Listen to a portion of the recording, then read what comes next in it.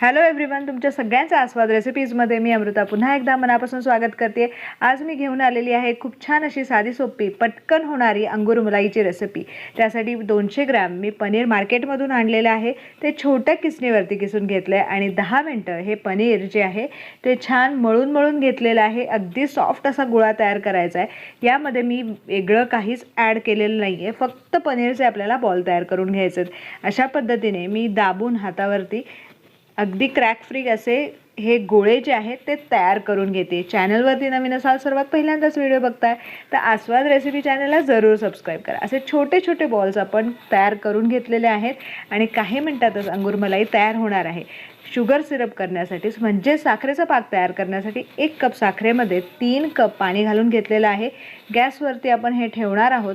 साखर विरघळल्यानंतर आपण जे तयार केलेले पनीरचे बॉल आहेत ते यामध्ये घालून घ्यायचे आहेत। काही खास दिवसासाठी, सणावारासाठी किंवा उपवास सोडताना गोडाधोडाचे पदार्थ आपण करत असतो।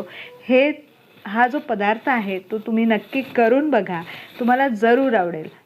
आता तयार केलेले पनीरचे छोटे छोटे बॉल्स यामध्ये आपल्याला 10 मिनिटं झाकून उकळत ठेवायचं आहे। गॅसची फ्लेम आपण लो ठेवलेली आहे। या साईडला मी दूधही गरम करायला ठेवलेलं आहे। दूध आपल्याला इथे आटवायचं नाही आहे।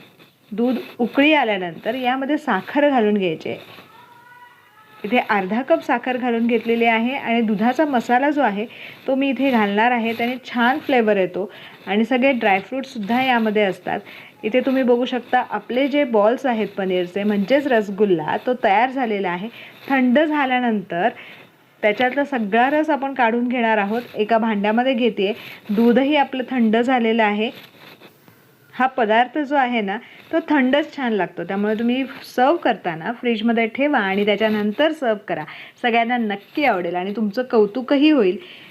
आता आपण इथे सर्व केलेलं आहे। सर्व करताना तुम्ही डेकोरेट करू शकता ड्रायफ्रूट्सनी किंवा ड्राईड रोज पेटलनी, खूप छान लागतात। मस्त अशी ही अंगूर मलाई आपण सर्व केलेली आहे। याचा आस्वाद मी घेणार आहे, तुम्हीही जरूर घ्या। Thank you for watching my video. परत एकदा भेटूयात अशीच एक छान रेसिपी घेऊन।